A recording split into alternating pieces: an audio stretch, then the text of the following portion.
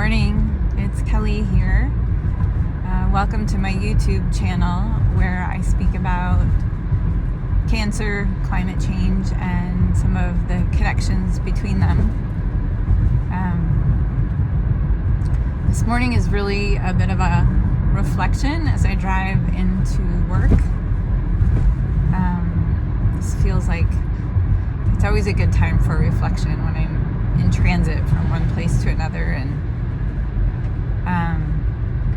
we're 9 months in to cancer, and I also just gave a TEDx talk on Saturday morning, and it was almost 9 months to the day from the day that I was invited to do it until the day that I gave it. It was actually a recording, something that I pre-recorded on our farm about climate action and what will it take for people to act. And I'm finding that the timing of the two, like Timmy being this far out from his initial diagnosis, and the talk that I gave, it feels not coincidental that the two kind of were happening side by side. Preparation for the talk alongside of navigating such an acute phase of cancer treatment. And now that I'm on this side of both of those, I'm like, what now? And I'm finding myself like back into just a lot of the usual routines and reflecting on some of the same things I was reflecting on last spring.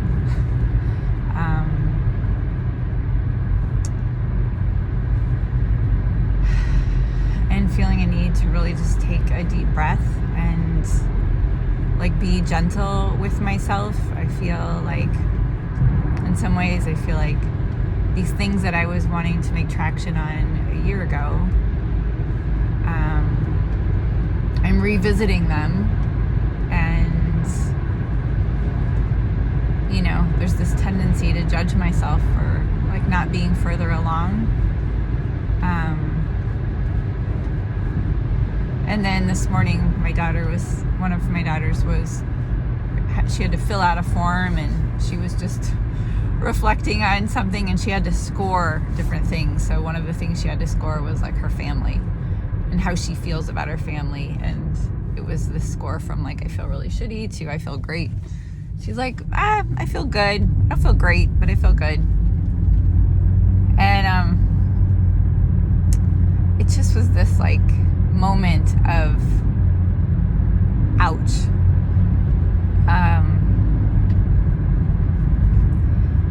And yet I also, another part of me was like, yeah, I get it. Like, you know, we've been going through a lot. Of course you don't feel great.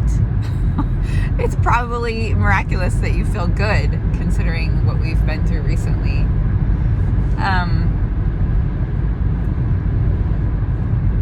And I think for myself, what I'm feeling overall is just this like, I'm just wrestling. I'm wrestling internally with life and with the deck of cards that I've been dealt and we've been dealt. And it's not like bad deck.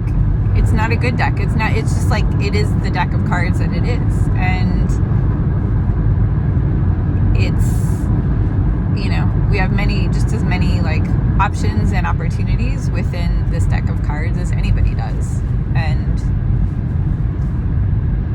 so in this present state that I'm in, I'm acknowledging the need to just like notice and take stock and let go. And just really get sincere with my heart around, well, what now? Like, what does my heart desire now? For me, for our girls, for my family, for Tim. Now that we're in a new phase of normalcy where Tim is not like battling for his life, and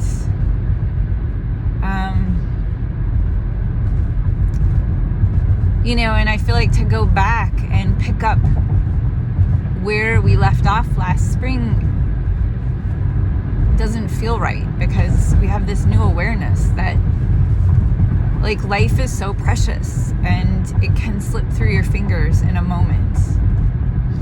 And so given that, like, what's important to do right now? What matters right now? What matters within the next few months and years?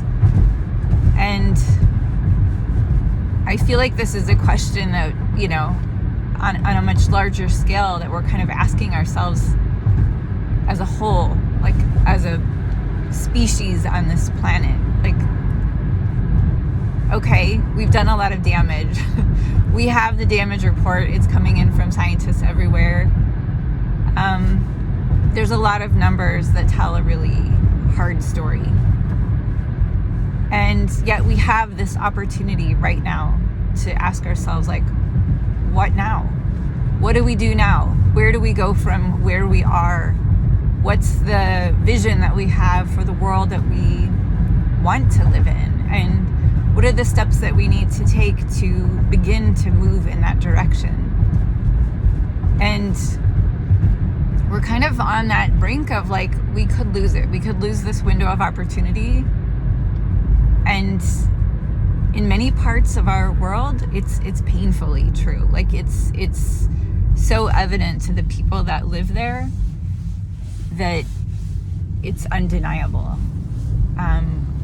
For others, it's still, like, oddly, it's still a question of, is this really as big of a deal as people are saying it is? Is it really as big of a deal as it looks like it is somewhere else? Will it be that big of a deal for me or for those that I love? And I think we're in this time of, like, we have to acknowledge that it is. We have to acknowledge that it's the reality that many are facing could be the reality that we face in a very short time. And because it's a reality for our brothers and sisters somewhere else on the planet, I think it behooves us as a humanitarian species. Like, we're humans, and these are our people, even if they look different than us, or they speak a different language, or live somewhere else. Like, they're our species, and we need to, like, consider the well-being of the whole.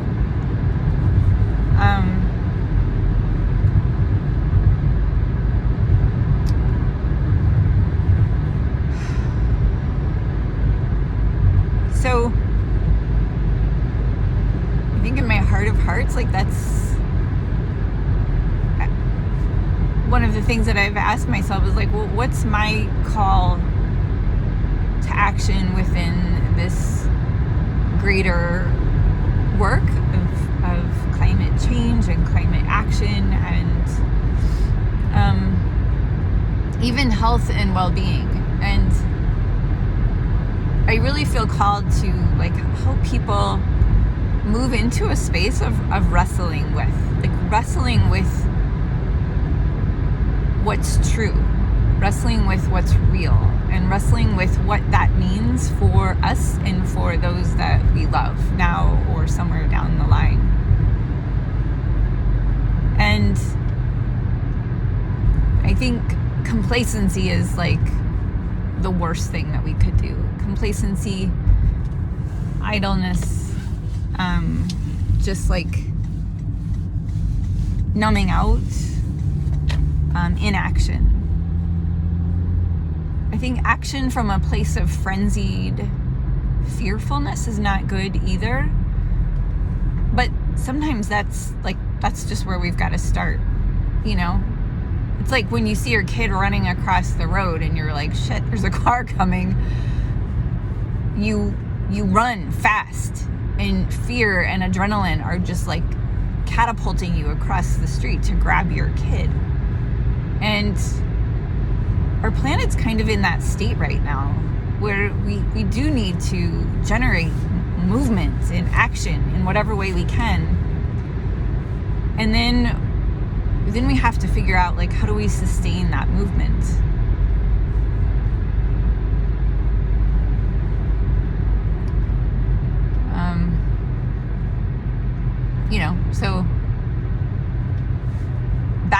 Cancer, like we have to sustain forward movement. It can't look like it has over the past 8 or 9 months, because we would just all die, because we were all moving at such a hurried pace to try to beat the clock of Cancer. We need to be in action like that about climate change if we're going to stand a chance to stop the accelerated death of species across this planet, to stop the acceleration of global warming to uninhabitable degrees, I should say.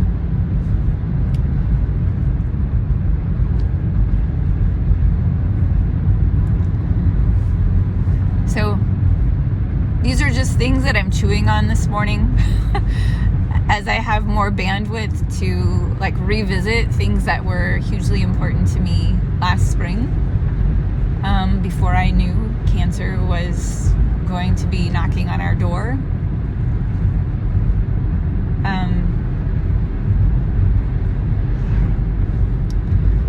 So I don't have answers, but I know that through wrestling with things,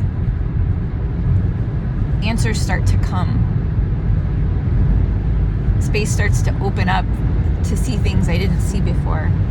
And sometimes in the wrestling, the biggest thing I can do is take a deep breath, close my eyes, and just say, I don't know, but I'm going to hold space so that I can know.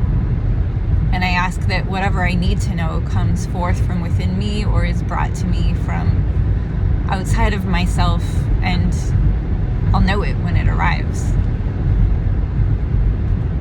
Because some inner intelligent part of myself will recognize it as true for me.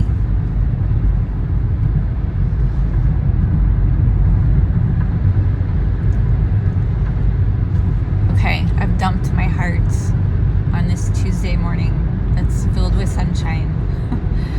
And I am going to continue on my way to work and embrace whatever is ahead of me this day, and leave my family behind with a prayer that all goes well for them in their days. And I offer up a prayer for you and whatever's going on in the midst of your busy day ahead. And I'm going to pray that you wrestle with things that really matter, that you don't numb out from those things, that you don't tune them out, that you don't try to scurry away from them quickly because they're uncomfortable, but hold space for them to be, and then hold space for the answers to come to you. And if you feel nudged to start to explore certain things, lean into that nudge and see where it takes you.